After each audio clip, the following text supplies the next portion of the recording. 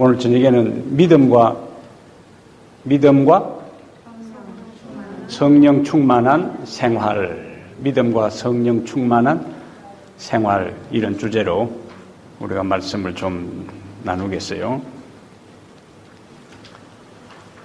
성령께서 하시는 역할들이 많이 있는데 그 중에 가장 대표적인 것이 1번에 성령은 죄를 깨우쳐 회개하게 한다. 밑에 말씀 한번 같이 읽습니다. 그가 와서 시작. 그가 와서 죄에 대하여, 의에 대하여, 심판에 대하여 세상을 책망하시리라. 죄에 대하여라 함은 저희가 나를 믿지 아니함이요. 아멘. 그럼 하나님의 성령께서 우리에게 우리가 죄인이라는 사실을 깨우쳐 주는 목적이 무엇일까요?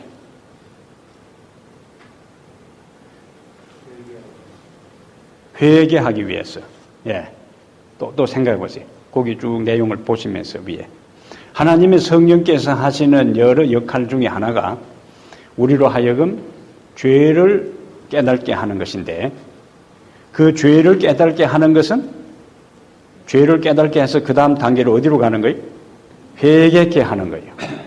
그런데 우리로 하여금 죄를 깨닫고 회개해서 궁극적으로 하나님의 성령은 우리를 어디로 인도하시는가? 믿음. 우리의 믿음의 대상이 누구죠? 하나님, 예수님. 성령의 하시는 역할은 죄를 깨닫게 하고 회개케 해서 결국 예수 그리스도를 믿게 하는 데 목적이 있습니다. 마가복음 2장 17절 18절에 예수님께서 말씀하시는 것 가운데 건강한 자에게는 의원이 쓸데없고 병든 자에게는 쓸데있느니라. 내가 이 세상에 온 것은 의인을 부르러 온 것이 아니고 죄인을 불러 회개케 하기 위해서 왔다. 그렇게 했어요. 죄인을 불러. 우리가 건강한 사람에게는 이 세상의 최고의 용한 의사, 명의라 할지라도 별 상관없어요. 내가 건강한 동안에는. 그러나 내가 몸이 안 좋은 상태에 있어서는 의사를 찾고 의사 중에서도 내 질병의 상황을 가장 정확하게 진단해서 처방하고 그 다음에 치료해 줄 수 있는 의사를 찾는 겁니다. 그러면 성령은 우리로 하여금 우리가 어떤 사람이라는 걸, 죄인이라는 걸 깨닫게 해서 병든 사람은 누구를 찾는 것처럼, 의사를 찾는 것처럼 우리가 죄인이라는 사실을 깨닫게 해서 죄 문제를 해결해 줄 수 있는 예수님께로 우리를 인도하신다. 그 일을 하나님의 성령께서 하시는 것입니다. 그래서 그가 와서 죄에 대하여, 의에 대하여, 심판에 대하여 세상을 책망하시리라. 죄에 대하여라면 저희가 나를 믿지 아니하며. 그 사도행전 2장 36절 위에 우리가 죄인이기 때문에 구세주가 필요한 사람이라는 것을 깨닫게 하시는 분은 성령이시다. 그 밑에 사도행전 2장 보겠어요. 오순절날 베드로가 한 설교입니다. 2장 36절에 그런 적이 이스라엘 온 집이 정령할지니 너희가 십자가에 못 박은 이 예수를 하나님이 주와 그리스도가 되게 하셨느니라 하니라. 37절 어떤 말씀이죠? 저희가 이 말을 듣고 그 다음에 마음에 찔려 베드로와 다른 사도들에게 물어 가로되 형제들아 우리가 어찌할꼬 하거늘. 베드로의 답변 내용의 핵심이 뭡니까? 베드로 가로되 너희가 회개하여 각각 예수 그리스도 이름으로 침례를 받고 죄 사함을 얻으라. 그리하면 성령을 선물로 받을 것이다. 베드로가 한 십자가 중심적인 설교를 듣고 사람들의 반응이 뭐였습니까? 우리가 어찌할꼬? 우리가 어찌할꼬 하는 그 외침이 어디에서부터 시작됐어요? 마음에 찔려서. 그 마음의 찔림을 받은 다음에 그럼 우리가 어떻게 해야 됩니까? 그 마음을 찌르게 하고 깨우쳐주고 죄책감을 느끼게 하는 그것이 뭐라고요? 성령의 역할이다. 그렇게 하는 역할이 바로 성령께서 하시는 일입니다. 그런데 베드로의 설교를 듣고 마음에 찔린 그 사람들은 우리가 어떻게 해야 합니까? 하니까 베드로가 처방을 내려요. 어떻게 하라고? 회개하고 그 다음에 침례를 받고 죄사함을 얻어라. 그래야 하면 성령을 받게 될 것이다. 그런데 사도행전 2장 41절과 42절에 가면은 저희가 이 말을 받고 그렇게 했어요. 그 다음에 그들이 침례를 받고 제자에 가담한 것을 볼 수가 있어요.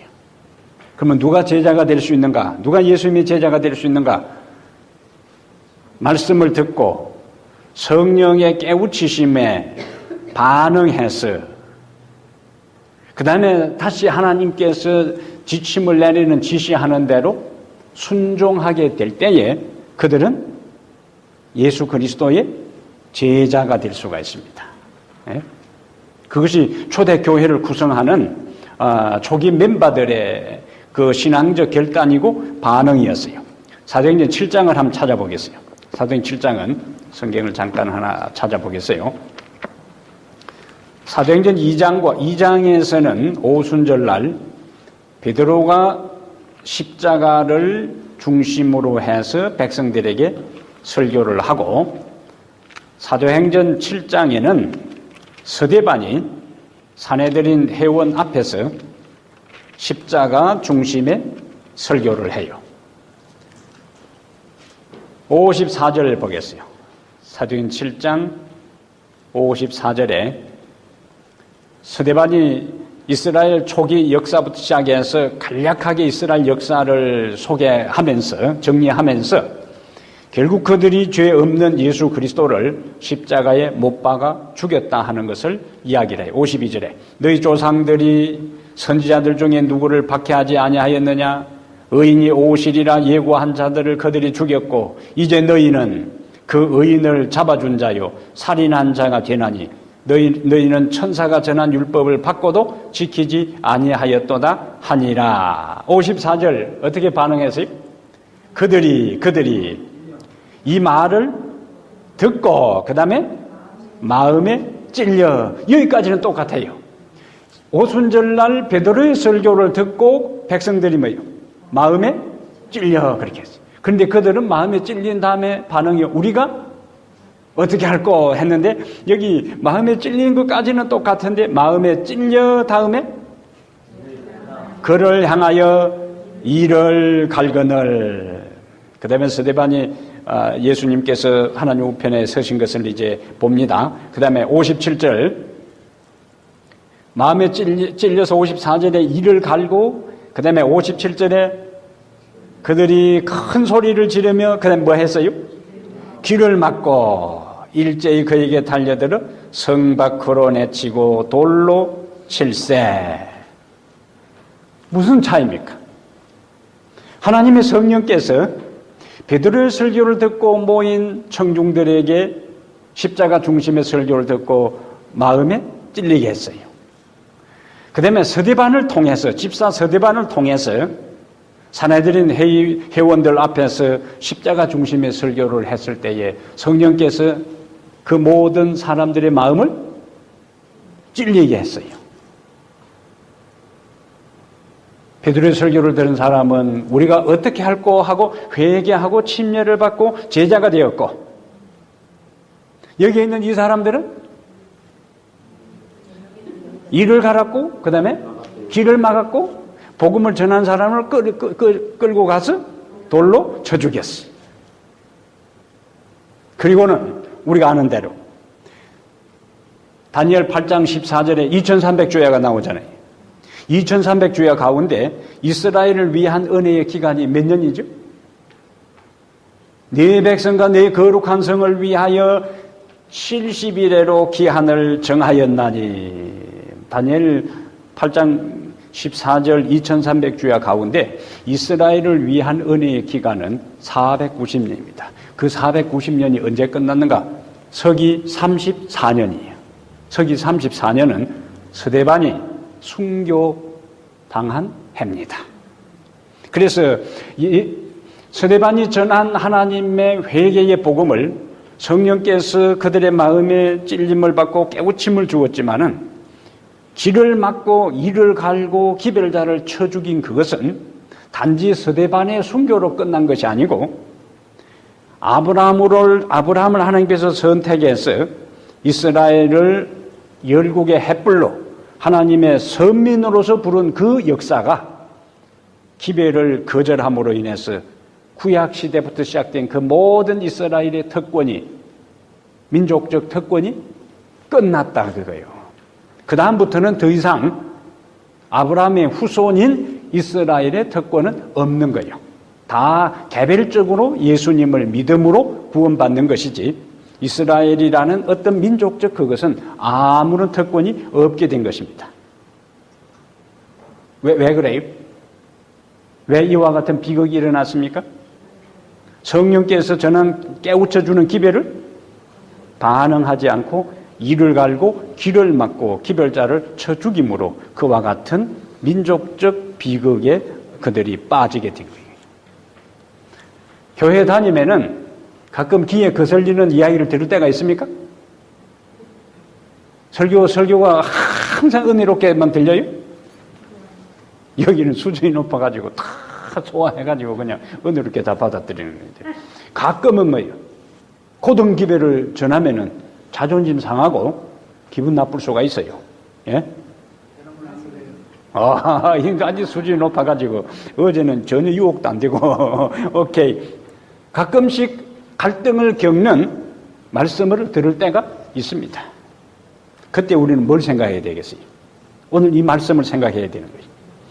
마음의 찔림을 받을 때에 그럼 하나님 제가 어떻게 해야 됩니까? 하고 회개의 길로 나가서 구원의 자리에 서야 되는 것이지 그 마음의 찔림에 대해서 자존심 상한다 그러고 기분 나빠한다 그러고 그리고 치는 설교를 한다 그러고 예? 자기를 타겟으로 해서 목사가 지금 한풀이 한다 그러고 이렇게 하면 안 된다 그거예요. 하나님께서 나에게 깨우침을 성령을 통해 깨우침을 주셔서 나를 살리시는구나. 그렇게 말씀을 받아들이는 믿음의 사람들이 되기를 바랍니다. 예? 그게 사는 길이에요. 그게 하나님의 영에 진정으로 반응을 해야 하는 것입니다. 그 밑에 한번 보세요. 성령을 거역하는 죄 위에 인용구 보겠어요. 정로의 계단 23페이지. 회개라는 것은 찾았어요? 회개라는 것은 죄를 슬퍼하고 그 다음에 죄에서 떠나는 것을 의미하는 것이다. 우리가 죄가 얼마나 악한 것인지 깨달지 못하면 죄를 버리지 않게 될 것이요. 또한 진심으로 죄에서 떠나지 아니하면 우리 생애에 진정한 변화가 있을 수 없을 것이다. 그래서 죄를 깨닫게 하는 분은 누구시다? 성령이시다. 죄를 깨닫게 할 때에 우리는 회개라는 반응을 할 때에 그 결과가 무엇인가? 변화가 일어난다는 거예요. 그러면 교회를 오랫동안 다녀도 변화를 경험하지 않고 믿음이 성장하지 않고 발전하지 않고 항상 그 상태에 있다 하는 이야기는 뭘 의미하죠? 진정한 회개를 경험하지 않았다는 거예요. 진정한 회개를 경험하면 반드시 하나님께서 그 사람을 변화시키는 거예요. 변화는 내가 이를 악물고 깡으로 내가 변화되려고 발부둥 쳐서 변화되는 게 아니고 우리가 해야 할 일은 깨우쳐 주시는 것에 대해서 우리의 마음을 깨우쳐 주실 때에 내가 의지로 동의해서 회개하면은 하나님께서 우리를 변화시켜 주는 거예요. 네? 변화시켜 주는 거예요. 우리 스스로 변화될 수 있다면은 하나님을 믿을 필요가 없어요. 그러면 기타 다른 모든 종교와 기독교와 하등의 차이가 없습니다. 다른 종교와 기독교의 결정적인 차이점은 다른 종교는 자기들 스스로 수양하고 노력하고 교육을 받고 애써서 그 다음에 변화를 추구하는 거예요. 그러나 기독교는 전적으로 하나님께서 나를 변화시키는데 내가 동의하는 거예요. 그리고 하나님께 내가 협력하는 겁니다. 그러면 하나님께서 우리를 변화시키는 거예요. 당신의 기대하는 표준으로 우리를 이끌어 가십니다. 꼭 이제 중요해요. 진정한 진심으로 죄에서 떠나지 아니하면 우리 생애에 진정한 변화가 있을 수 없을 것이다. 그 밑에 보겠습니다. 성령을 거역하는 죄란 무엇인가? 자, 그 밑에 이제 들어가기 전에 또 평소에 여러분들이 이해하는 것을 한번 정리를 해보세요. 성령을 거역하는 죄는 뭐냐? 말씀해 보세요. 성령을 거역하는 죄는 뭘 가리켜서 성령을 거역하는 죄라고 그래요? 성령을 거역하는 죄라는 말은 들어보셨어요? 예? 성령을 거역하는 죄라는 말은 들어보셨어요? 오늘 처음 들어봐요?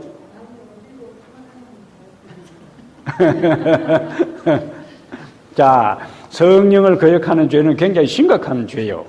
왜냐하면 다른 모든 죄는 사하심, 용서를 받는데 성령을 거역하는 죄는 사하심을, 용서를 받지 못해요. 그건 심각하잖아요. 그렇다면 거기 나오는 마태복음 12장에 나오는 성령 거역죄는 두 가지로 딱 정리를 합니다. 그 본문 가운데 성령 거역죄는 예수님께서 귀신을 쫓아내고 초자연적인 능력을 행했을 때에 예수님을 공격하고 비난한 사람들이 뭐라고 이야기했는가? 귀신의 왕 바알세불을 힘입어서 예수님이 저 일을 한다고요. 다른 말로 하면 예수님이 뭐란 이야기요? 귀신 들렸다는 거예요. 그리고 행하는 모든 초자연적인 그 능력은 귀신의 힘을 빌려서 했다는 거예요. 그래서 마태복음 12장에 나오는 본문 가운데 성령 거역죄는 하나님의 성령에 의해서 이루어진 일들을 사단이 한 것으로 치부하고 돌리는 그것을 가리켜서 성령 거역죄라 그래요. 거기 첫 번째 의미입니다. 두 번째 의미는 앞에서 이제 우리가 살핀 내용을 이제 보는 겁니다. 하나님의 성령이 하는 역할은 여러 가 말고 오늘 한 데서 우리로 하여금 죄를 깨닫게 해서 회개케 한다. 그러면 그것하고 연관해서 그럼 성령 거역죄라는 것은 하나님의 성령이 우리에게 죄를 깨우쳐서 깨닫게 해서 회개케 하는데 회개하라는 성령의 호소와 음성을 끝까지 거부하는 것을 가리켜서 성령 거역죄라 그렇게 하는 거예요. 정리가 돼요? 성령의 역할은 회개하라는 것이고 그 회개하라는 것을 거부하는 거예요. 그러니까 결국 회개해야만이 죄 용서함을 받는데 성령이 회개하라는 것을 거부하니까 결국 그 죄는 용서받을 수가 없는 거예요. 단순해요.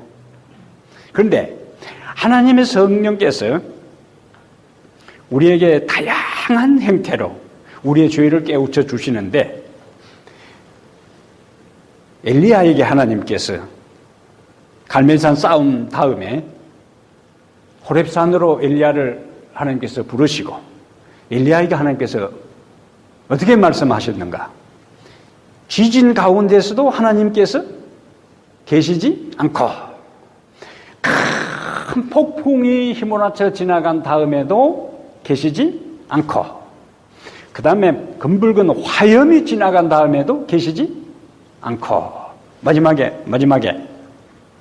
그 다음에 하나님께서 어떻게 해요? 세미한 음성으로 엘리야야 네가 왜 여기 있느냐? 하나님은 어떻게 말씀하셨다고요? 세미한 음성으로 작은 음성으로 엘리야에게 말씀하셨어요. 성령의 음성입니다.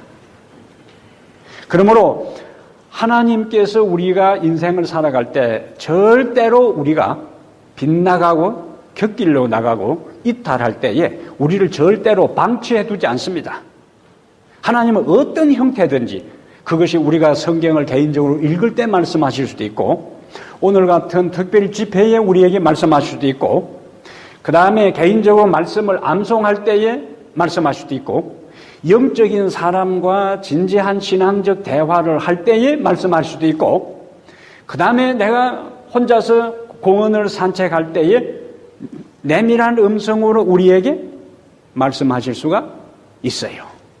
그래서 우리는 항상 하나님의 영의 음성에 여러 형태로 우리에게 말씀하시기 때문에 특정한 한 방법, 특정한 국한된 방법으로 하나님은 우리에게 말씀하시는 것이 아니라 수없이 다양한 방법으로 우리에게 말씀하세요. 어제 우리가 말씀 나눈 것처럼 이사야 30장 21절에 있는 것처럼 내 뒤에서 말소리가 이르기를 너희는 이 길로 행하라. 이 길이 정론이 너희는 이 길로 행하라. 누구의 음성이라고요? 성령의 음성이에요. 그것을 우리가 매 순간순간 반응하게 되면은 다음에 또 세미한 음성이 들릴지라도 반응할 수 있어요. 근데 그것을 한 번 거절하면 다음에 두 번 거절하는 것이 준비되는 거예요. 왜? 생각은 행동은 습관이 되기 때문에 한 번 긍정적으로 반응하고 순종하면은 순종하는 것이 습관이 되고 순종하는 사람이 되지만은 거절하고 무시하고 묵살하는 것이 반복되면은 그것이 습관이 되어서 돌처럼 굳은 마음이 돼서 결국에 무슨 죄에 빠진다고요? 여기에 무슨 죄에 빠져요? 성령을 거역하는 죄에 빠지게 되는 거예요. 부정적 강화입니다. 학습이요. 그래서 내신경을 연구하는 분들이 인간의 행동과 습관과 품성에 대한 것들이 내신경을 연구하는 분들이 이야기하는 중요한 게 있어요. 우리가 반복해서 이 세상에는 두 길밖에 없어요. 하나님이 가라는 정로가 있고 사단이 가라고 하는 이탈된 길이 있어요. 그러면 우리는 항상 어떤 시점 무슨 일이든지 간에 항상 우리는 뭐 하면서 살아야 돼요? 의지를 가지고 뭐 하면서요? 선택하며 살아야 돼요. 매 순간순간 우리는 의지를 가지고 판단하고 결정하고 선택해야 합니다. 그럼 우리가 하나님이 가라는 길을 계속적으로 선택하고 결정하게 되면은 우리의 내신경 회로가 어떤 상황에 딱 처하게 되면은 내신경 회로가 이미 하나님의 뜻대로 사는 것으로 내신경 회로가 꽉 길이 나 있는 거라. 그러니까 유사한 상황에 딱 처하게 되면 우리는 이것저것 복잡하게 생각할 것 없이 뭐 한다고요? 하나님 말씀에 순종하는 길로 가는 거예요. 그런데 불순종하고 거역하고 빗나가는 것이 반복되면은 우리 내신경 회로가 그런 쪽으로 형성되어 있어요. 그러니까 어떤 상황에 처하게 되면은 그냥 그쪽으로 기울어지는 거예요. 그래서 결국에 마지막 성령 거역죄로서 용서받지 못하고 그 인생이 끝나게 되어 있습니다. 성경에서 말씀하신 바를 오늘 과학자들이 그것을 증명하고 있는 거예요. 자, 두 번째 넘어가 보세요.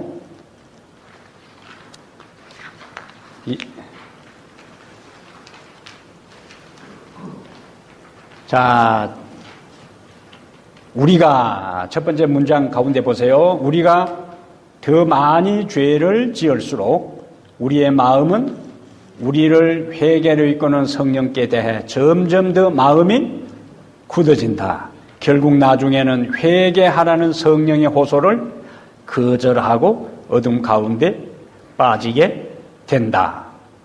그 대표적인 사람이 바로요. 그 대표적인 사람이 유다요. 그 다음에 노아 당시 사람들이요. 예수님 당시에 예루살렘 멸망하기 직전에 이스라엘의 영적 지도자들이고 그 다음에 예수님의 기별을 들었지만은 반응하지 않은 그 모든 사람들이. 그러니까 결국에 하나님 앞에서 구원을 받지 못하고 멸망당하는 사람은 다 무슨 죄를 저지르는 게 되는 겁니까? 성령 거역죄를 범한 게 되는 거예요. 그래야 결국 그들은 어둠 가운데 처하게 됩니다. 자, 2번 보겠어요. 읽습니다. 성령은 예수 그리스도를 우리의 개인의 구주로 영접하게 하신다. 밑에 성경절. 그러므로 내가 너희에게 알게 하노니 하나님의 영으로 말하는 자는 누구든지 예수를 저주할 자는 하지 않고 또 성령으로 아니하고는 누구든지 예수를 주시라 할 수 없느니라. 아멘. 우리가 예수님을 우리의 개인의 구주로 고백하는 것은 누구의 영향력이라고요? 성령에 의해서 예수 그리스도를 우리의 개인의 구주로 고백한다 그랬습니다. 자, 여기에 이제 또 한 질문을 드리겠어요. 우리 재림 교인들에게 있어서 가장 대답을 잘 못하고 주저하는 질문이 두 가지가 있는데, 첫 번째 질문은 당신 구원 받았습니까? 당신 구원 받았습니까? 할 때에 재림 교인 치고 확실하게 대답하는 사람들이 많지 않습니다. 두 번째 주저하는 질문은 당신 성령 받았습니까? 당신 성령 받았습니까? 할 때에 주저해요. 성령을 받았는지 받고 있는지 받을 것인지. 자, 그러면 그 두 가지가 우리에게 있어서 주저되는 질문인데, 주저되는 질문이지만은, 답을 하는데 주저되는 질문이지만은, 그러나 그것은 굉장히 중요한 문제입니다. 그렇다면 똑같은 질문을 던지겠어요. 생각하세요. 여러분은 성령을 받았습니까? 라는 이제 질문을 받았을 때에 어떻게 대답하겠어요? 여러분 성령 받으셨습니까? 성령 받았습니까? 성령 받으셨어요? 네. 성령 받으셨고, 성령 받으셨어요? 받을 거요? 받으셨어요? 잘 모르겠고, 오케이. 자, 그래서 우리가 그 다음 말씀을 이제 보겠어요. 3번 보겠어요. 질문을 생각하면서, 명제는 뭡니까? 우리가 3번 예수님을 믿을 때에 성령을 선물로 받는다. 예? 밑에 이제 구절을 보겠어요. 왜냐하면 우리는 항상 우리의 신앙, 우리의 그 모든 이해는 항상 말씀에 근거해야 되기 때문에, 요한복음 7장 37절, 예수께서 서서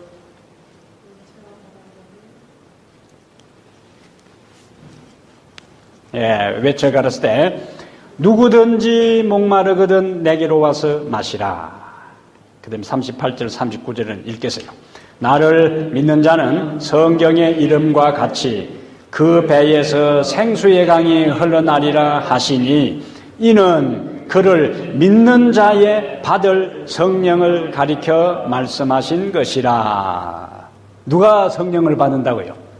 믿는 자. 그 밑에 한 구절 더 보겠어요. 사도행전 11장 17절에 그런즉 하나님이 우리가 주 예수를 믿을 때에 주신 것과 같은 선물을 저희에게도 주셨으니, 여기 사도행전 11장은 로마 백부장 고넬료에 대한 이야기예요. 로마 백부장 고넬료가 베드로를 초청해서 말씀을 듣는데 성령이 임했어요. 근데 이제 유대인 베드로와 다른 동료들이 지금까지는 예수님의 제자들이 이방인들하고 상대를 하지 않았어요. 예수님의 복음을 전하지 않았어요. 그런데 베드로가 리더격인 베드로가 이방인인 로마 백부장 고넬료 집에 가서 함께 지나면서 복음을 전했다는 소식을 듣고 왜 이방인들에게 가서 그렇게 했느냐 라고 따질 때에 한 답변이요. 그 답변에서 중요한 포인트는 우리가 주 예수를 믿을 때에 주신 것과 같은 선물, 성령의 선물을 이방인 그들에게도 주셨으니, 그 다음에 갈라디아 3장 2절 14절, 너희가 성령을 받은 것은 율법의 행위로냐 듣고 믿음으로냐, 또 우리로 하여금 믿음으로 말미암아 성령의 약속을 받게 하려 하면이라. 아멘. 다른 방법이 아니고 성령을 우리가 받는 것은 예수 그리스도를 믿음으로. 그러면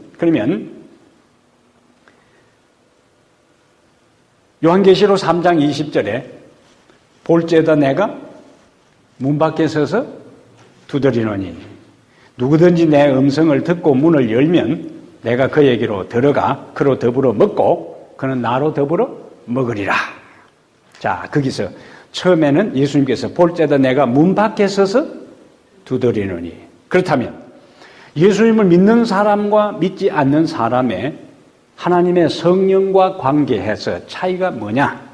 예수님 믿지 않는 사람은 하나님의 성령께서 마음 문 안에서 밖에서 두드리는 거예요. 그러면은 인간은 뭘 사용해서? 의지를 사용해서 그 문 두드리는 마음 문을 두드리는 소리를 듣고 거절하든지 문을 열고 받아들이든지 뭐 해야 돼요? 선택해야 되는 거예요. 예수님께서 우리의 마음의 마스터 키를 가지고 그냥 따고 들어오질 않아요. 반드시 예수님은 우리의 동의를 구합니다. 그래서 받아들이고 안 받아들이고는 우리가 하는 거예요. 그것을 가리켜서 뭐라 한다고요? 의지다. 인간이 할 수 있는 유일한 것, 굉장히 중요한 것, 하나님께서 우리에게 부여한 인간에게 주어진 고유한 기능, 의지, 선택하고 판단할 수 있는 것, 인간에게 주어진 거예요. 그러면 예수님, 내가 문 밖에 서서 두드리노니 누구든지 내 음성을 듣고 문을 열면 내가 그에게로 들어가 그로 더불어 먹고 그런 나로 더불어 먹으리라 했는데, 하나님께서 성령을 통하여 우리에게 호소하실 때에 마음 문을 열고 예수님을 받아들이는 그 순간에 성령이 우리와 함께 하시는 것입니다. 네? 그래서 그 구절을 이제 보겠습니다. 그거까지 하면서 밑에 말씀을 보겠습니다. 4번 보세요. 예수님을 믿고 그 다음에 영접하는 순간부터 그 다음에 그리스도는 성령으로 우리 안에 거하신다. 요한일서 3장 24절 보겠어요. 그의 계명들을 지키는 자는 주 안에 거하고 주는 저 안에 거하시나니. 그 다음에 읽습니다. 우리에게 주신 성령으로 말미암아 그가 우리 안에 거하시는 줄을 우리가 아느니라. 밑에 요한일서 4장 13절 읽습니다.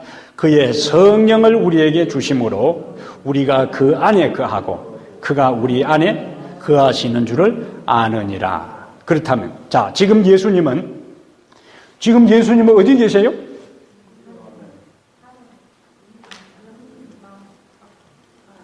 예, 예수님은 하늘에 계셔요. 그런데 하늘에 계시는 그분이 여기는 어떤 방법으로? 성령을 통하여 어디에? 우리 마음에, 우리 안에 거하신다. 예? 그분이 하늘에 계시지만은, 그분이 서기 31년에 하늘로 승천하셨지만은, 그분은 여전히 이 땅에 계시는데, 그냥 이 땅에 존재하시는 것이 아니라 우리 마음에 계신다는 것을 누구를 통하여? 성령을 통하여. 그것이 요한이 지금 강조하는 거예요. 우리에게 주신 성령으로 말미암아 그가 우리 안에 거하시는 줄을 우리가 아느니라. 그러면은 우리 안에 지금 예수님은 성령을 통하여 우리 안에 거하시는 겁니다. 그러니까 우리는 앞으로 성령을 받을 사람들이 아니고, 성령을 받을 사람이 아니고 받은 사람들입니다. 아멘. 아멘. 아멘 할 때 단 한 번을 하더라도 좀 힘차게 하세요. 예. 그 큰 소리 한다고 잡아가는 사람 없으니까. 예. 자, 그래서 5번 가보겠어요. 5번.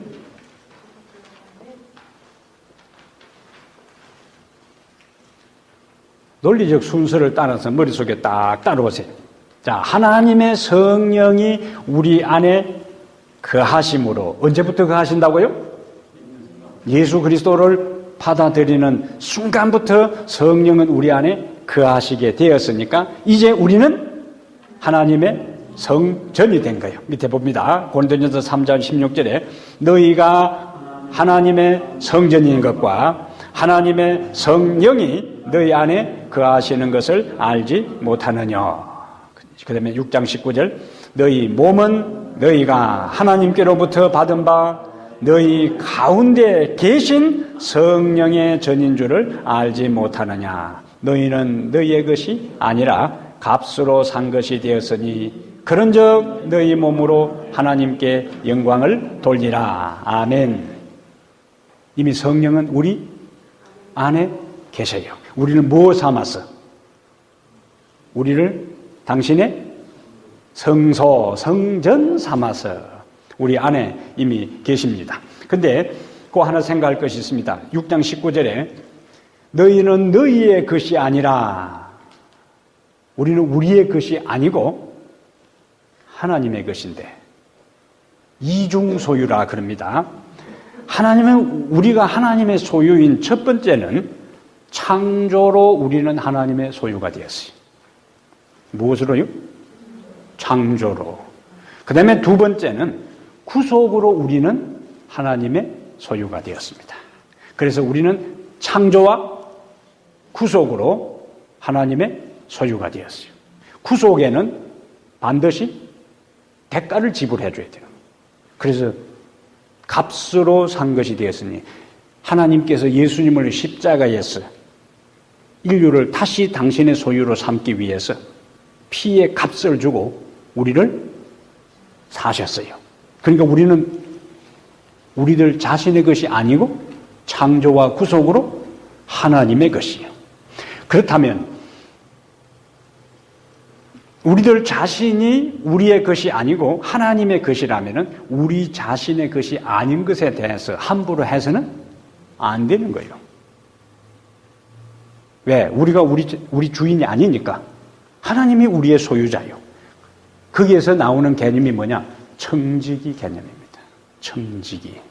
예? 청지기라는 개념은 상당히 포괄적인데 내 소유가 아닌 것을 주인이 나에게 위탁하고 맡긴 것을 최상의 상태로 관리했다가 주인이 요구하면은 언제든지 되돌려 주는 것을 가리켜서 청지기 직분이라 그렇게 하는 거예요.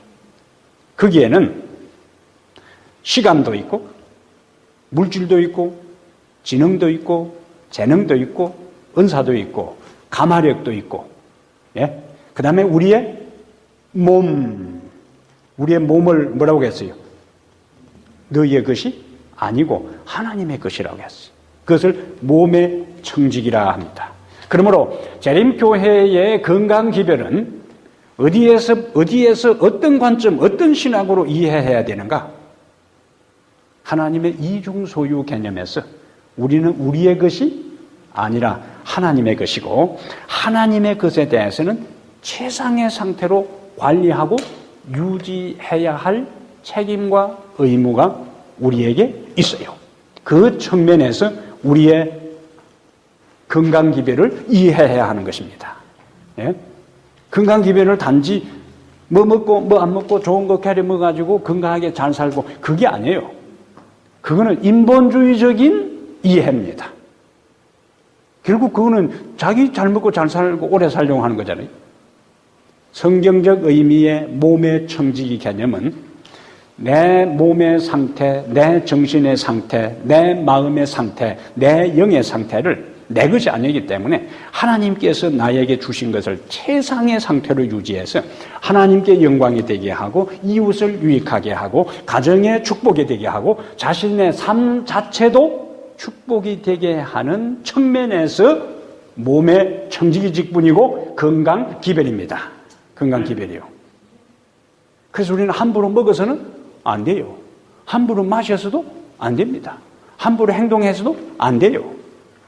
몸의 청지기 개념을 명확하게 해야 합니다. 그 미국의 이와 같은 것들이 한국하고는 딴판으로 많이 무너져 있어요. 예? 뭘 그리 먹는 걸 따지냐 그러고 너무 까달스러워. 예? 너무 부담스러워. 이렇게. 그 수준에서 벗어나야 합니다. 여기 눈빛을 보니까 아무도 그런 사람이 없어서 다행이에요. 네. 아멘. 그래. 우리 목사님 아멘 소리 들어보면 딱 알아. 자신 있다는 거예요. 여기는 그런 사람이 없다는 이야기라. 네. 고기 안 먹어요? 네. 저는 고기, 커피 구체적인보다 기본적인 원리를 제가 말씀을 드립니다. 그거 성경적인 사상의 체계를 세워야 된다는 거예요. 네? 내 입맛을 못 바꾸고 내 취미를 못 바꾸는 그것을 바꿀 생각을 안 하고 하나님의 말씀에 적용시키고 조화시키고 따를 생각을 안 하고 내 것을 붙잡고 유지하면서 합리화시키려 하지 말라 그거예요. 예? 그것이 하와의 길을 걷는 겁니다. 합리화시키는 것은. 그래서 우리 몸이 하나님의 성전이기 때문에 바울은 로마서 12장에서 로마서 12장 하나 보고 또 진도를 나갑시다. 로마서 12장 몸의 청지기 개념을 조금 더 정리를 하고 성경의 가르침은 다 서로 연결되어 있어요. 하나님의 성령이 우리 안에 거하신다는 것, 우리 몸이 우리의 것이 아니고 하나님의 소유라는 것으로 끝나지 않고 청지기로서 어떻게 해야 되는가? 로마서 12장 그러므로 형제들아 내가 하나님의 모든 자비하심으로 너희를 권하노니 그 다음에 무슨 말씀이 나옵니까? 너희 몸을 그 다음에 하나님이 기뻐하시는 거룩한 제물로 드려라. 이는 너희가 드릴 영적 예배니라. 우리가 아는 대로 구약시대에 성전에 제물을 가져올 때 어떤 제물을 가져와요? 양이나 염소나 그 다음에 비둘기나 소를 가져올 때에 어떤 제물을 가져와요? 흠없는 거. 근데 당시 지도자들이 잘못을 범하면 송아지를 한 마리 끌고 와야 돼. 그리고 끝나는 거예요. 얼마나 아까워요? 그러면은 사람들이 어떤 생각할 수 있겠어요? 집에 다른 데 팔아봐야 돈 안 될 거. 예? 그 다음에 양이나 염소 가운데에서도 이리저리 해가지고 안 될 거. 그거 뭐 어차피 잡아서 태울 거니까 그런 걸 가져올 수가 있다는 거예요. 그럼 제사장이 다 검사를 하는 거예요. 제사장이 가져오면은 다 짐승을 검사해서 최상의 상품을 예수 그리스도를 상징하기 때문에 하나님께 드리도록 그렇게 하는 거예요. 그럼 여기 바울은 로마서 12장의 구약시대에 그러한 제사 제도를 염두에 두고 우리들 자신을 뭐라고 해요? 너희 몸을 하나님이 기뻐하시는 거룩한 산 제물로 드려라. 옛날 번역에는 제사지만은 그게 제물로 번역하기 때문에 맞아요. 제물로 드리라. 이는 너희가 드릴 영적 예배니라. 그래서 일반 다른 이방 종교에서는 그리스 로마 사상이나 이방 종교에서는 몸은 하찮게 생각하는 거예요. 몸은 별 가치가 없어. 정신과 영혼을 소중하게 생각해요. 그래서 몸을 억압합니다.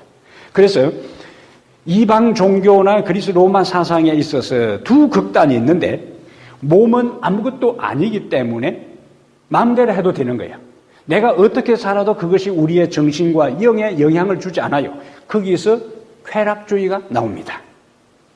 또 반대로 극단주의로 금욕주의가 나와요. 그러나 성경은 몸 자체가 문제가 아니라 몸 자체는 중립적인 가치요. 이것을 누구에게 바치고 무엇을 위해 우리의 몸을 사용하느냐에 따라서 하나님의 성전이 될 수도 있고 사단의 통로, 육의 존재가 될 수가 있다는 거예요. 그것은 우리의 의지를 내 몸이 내 것이 아니라 하나님의 것이기 때문에 내 영혼과 몸과 마음이 최상의 상태로 하느님의 영광을 위해서 사용되도록 해야 되겠다는 마음가짐을 갖고 살아가는 자세가 우리에게 필요합니다. 예? 왜? 우리 속에 하나님의 성령이 성전 삼아 계시기 때문에 그래요. 너희 몸으로 하나님께 영광을 돌려라.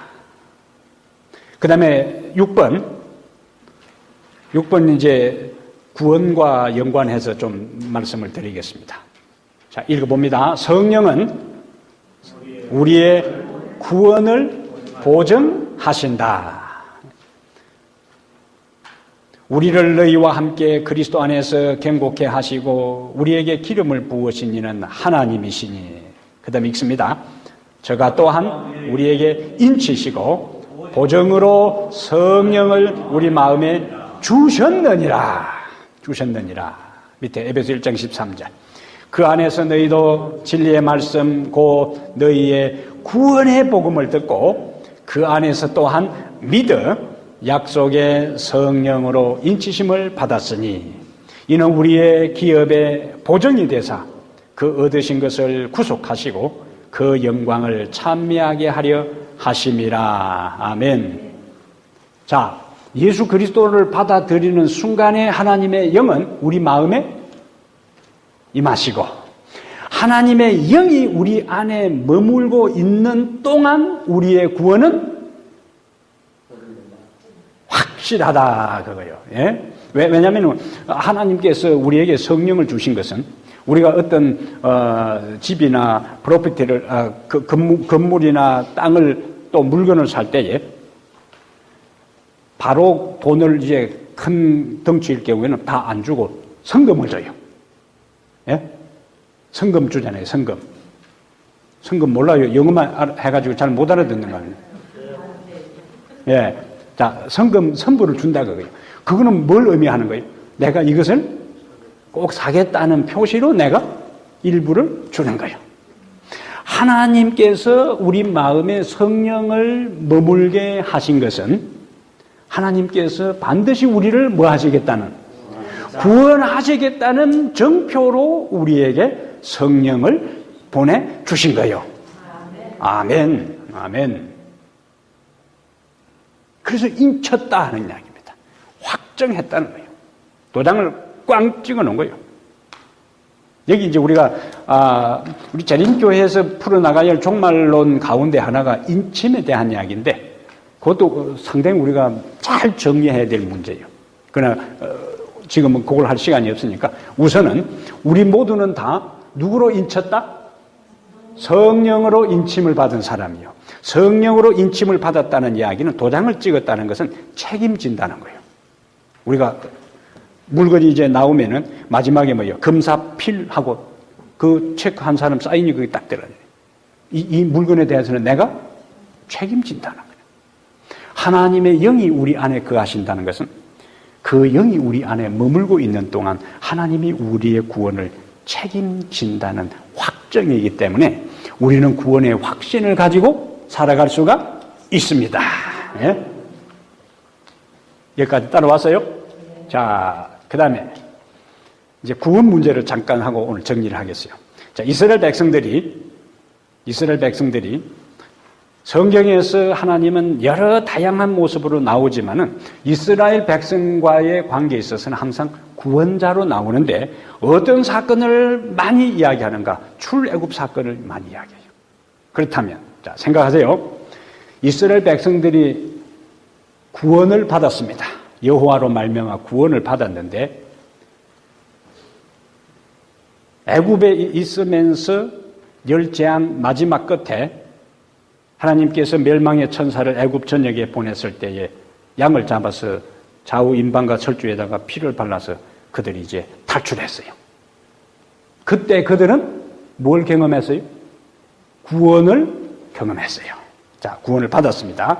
그런데 한참 가다 보니까 홍해가 막고 있고 애굽의 병거들이 그들을 추적하고 추격해 오는 거예요. 그 다음에 하나님께서 동풍을 보내서 이제 바다를 갈라서 아슬아슬하게 건넜습니다. 그들이 다시 뭐 했어요? 구원을 받았어요. 그 다음에 40년 광야 생활을 이제 하면서 요단강을 건너서 가나안 땅에 들어갔어요. 구원을 받았습니다.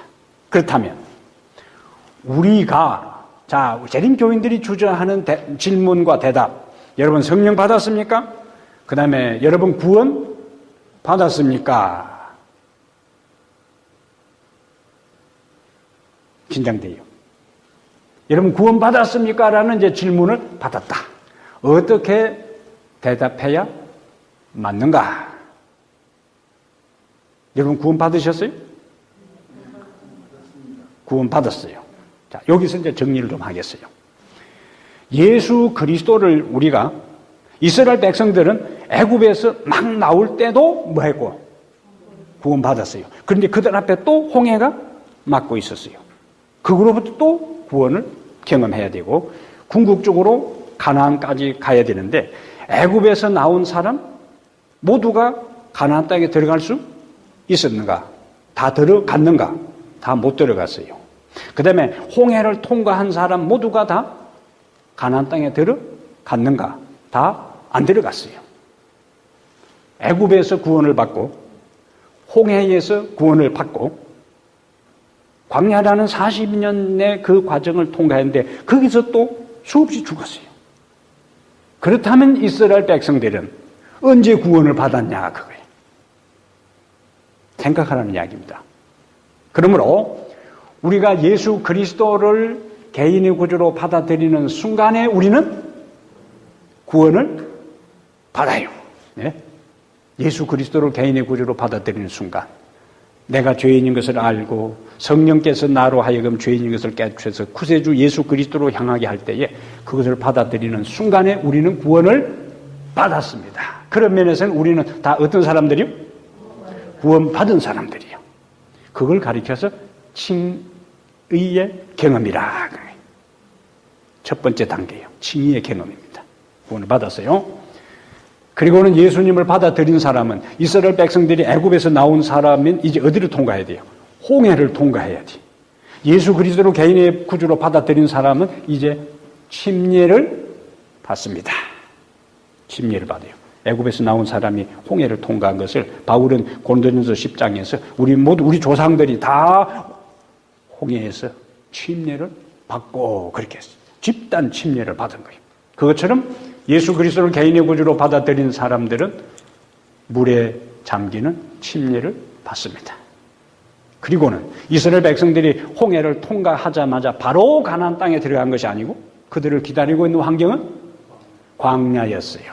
광야. 자, 그러면 여기서 잠깐 하나 생각을 하고 다시 구원 문제로 들어가겠습니다. 왜 하나님께서 그냥 직선거리로 가면은 보름이나 한 달이면 갈 수 있는데 삥 둘러서 그것도 가장 어려운 환경인 광야로 그들을 인도하셨을까요? 왜 광야로 인도하셨을까요?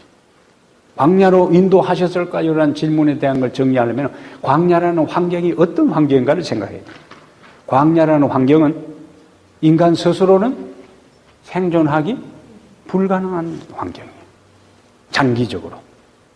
그렇다면 그 환경에 그것도 한두 명도 아니고 20살 이상 되는 장전만 해도 얼마요? 60만이 그 광야라는 환경에 내몰리게 될 때에 그들 스스로는 그곳에서 생존할 수가 없어요. 그러면 오로지 어디만 바라봐야 되는 거예요? 하나님만 바라봐야 되는 거예요. 그래서 우리가 생존할 수 있는 것은 우리 지식, 우리 경험, 우리 방법, 우리 준비, 우리 농사 이거 가지고 되는 게 아니고 전적으로 하나님의 특별한 은혜가 있어야만이 우리가 생존할 수 있다는 것을 교육시키고 훈련시키고 학습시킨 거예요. 학습시킨 거예요. 하나님을 의지하는 훈련의 과정이에요. 만약에 그들을 그냥 애굽에서 바로 가나안 땅으로 통과시켰더라면 가나안 땅에 들어가서도 그렇게 40년 동안 훈련을 시켜도 좋은 환경에 들어가니까 하나님 뭐하고 망각해버리고 우상숭배에 빠졌는데 그런 혹독한 훈련의 과정 없이 그들을 가나안 땅에 데려다 놓으면 이건 아무것도 안 되는 거예요. 그래서 하나님이 기대하는 바가 아니라는 거예요. 광야라는 과정을 통과한 다음에 그들을 가나안 땅으로 인도한 것처럼 예수 그리스도를 믿은 사람들이 침례를 받고 하늘 가나안에 이르긴 중간 과정이 광야의 삶과 같은 신앙생활입니다. 그래서 평탄하고 안정되고 모든 것이 기대한 대로, 생각한 대로, 계획된 대로 착착착착 진행되면은 예수 안 믿는 사람들도 그런 거 보고 교회 나올 수 있어요. 그런데 신앙을 하는 사람의 가정이나 개인에게 일어나는 일들이 신앙을 안 하는 사람들 가정에도 일어나고 사고도 날 수도 있고 질병으로 쓰러질 수도 있고 사업에 실패할 수도 있고 모든 이 세상에 일어날 수 있는 일들이 누구 집에도 누구에게도 일어날 수 있다고요. 그리스도인에게도 그리스도인 가정에도 일어날 수 있어요. 일어날 수 있습니다. 그런데 일반적으로 다른 교회 목사들은 이러면은 교인들 떨어질까 싶어서 이런 이야기는 안 합니다. 잘못 오도하고 있는 거예요. 백성들을. 예수 믿으면은 무조건 다 만사형통하고 잘 된다는 이야기만 가르치는 거예요. 그럼 이스라엘 백성들이 애굽에서 나와서 가나안에 가는 그 자체는 하나님의 백성들이 하늘 가나안을 향하여 가는 것에 대한 표상인데 그들은 굉장한 어려운 과정들을 거쳤어요. 여러분 성경에 나오는 위대한 인물들 치고 우리의 신앙의 선배들이 혹독한 고난의 과정을 거치지 않고 믿음의 위인으로 자리 잡은 사람이 누가 있습니까? 한 사람도 없어요. 예? 모두가 다 뭐예요? 힘든 고난의 과정을 다 거친 사람들입니다. 예수님부터가. 그리고 예수님을 믿는 모든 사람들, 하나님을 믿는 모든 사람들. 그리고 하나님께서 직접 아브라함을 선택하고 그 아브라함의 후손이 하늘의 별처럼 바닷가의 모래처럼 번창할 것이라고 하나님이 약속한 그 민족이 걸어갔던 길들이 결코 평탄하지만 않았다는 거예요. 그렇다면 그 하나님을 믿고 하늘을 향하여 살아가는 우리의 삶에도 항상 평탄한 것만은 아닐 것이라는 거야. 그럼에도 불구하고 이스라엘 백성들의 가는 길이 평탄하지 않았지만은 그들이 하나님을 찾고 순종할 때는 하나님이 여전히 그들과 함께 하셨고 그들의 삶을 인도하셨고 책임지셨던 것처럼 우리의 가는 길이 평탄하지 않고 이런저런 힘든 일이 있고 고난과 시련과 아픈 일들이 있다 할지라도 하나님은 반드시 우리를 책임지시고 인도하실 것이다. 네? 나온 사람들이 다 20살 이상 되는 사람들이 다 죽어도 갈렙과 여호수아는 가나안 땅에 들어갈 수가 있었어요. 하나님을 향한 믿음이 있었기 때문에. 그래서 이미 우리 속에 계신 거룩한 영이 마지막 순간까지 우리의 인생을 책임지실 것인데 무엇으로 우리가 그분을 끊임없이 신뢰하고 바라보고 믿음의 길을 걸어갈 때에 하나님은 절대로 우리를 포기하지 아니하시고 아무리 우리의 현재의 삶이 힘들고 고달프더라도 반드시 그 과정을 통과시켜서 하늘 가나안까지 이르게 해 주신다는 것을 확신하게 되기를 바랍니다. 예수 그리스도를 받아들인 사람에게 하나님의 성령이 함께 하시고 예수 그리스도는 성령으로 우리와 함께 계시면서 매 순간순간 우리가 믿음으로 그분을 바라보고 그분의 가르침에 순응하며 살아갈 때 성령은 우리를 절대로 떠나가지 아니하시고 하나님의 인친자로서 우리와 함께 계시면서 우리를 하늘 본향에 인도하실 것입니다. 우리가 해야 할 일은 뭐냐? 우리 자신들을 우리 몸으로 그분을 영화롭게 하고 이웃을 유익하게 하고 하나님께서 나에게 주신 작은 것 하나하나라도 충성스러운 삶을 살 때 하나님의 영은 우리와 함께 하시면서 구원의 자리에 우리를 영원한 그 하늘 본향으로 하늘 가나안으로 인도하실 것입니다. 이 은혜가 우리들 마음속에 언제나 자리 잡고 간직되게 되기를 주의 이름으로 축복합니다. 기도하겠습니다. 하나님 우리 아버지 이 저녁에 당신의 귀한 백성들 우중 가운데서도 나와 말씀을 경청할 수 있도록 은혜 주시고 또 깨우침을 주셨사오니 감사합니다. 이들의 마음속에 있는 하나님을 향한 마음, 예수 그리스도를 향한 진실된 믿음과 날마다 성령을 마음속에 모시고 사는 거룩한 걸음걸음이 이 땅에서부터 시작하여 하늘까지 연결되게 해 주시옵소서.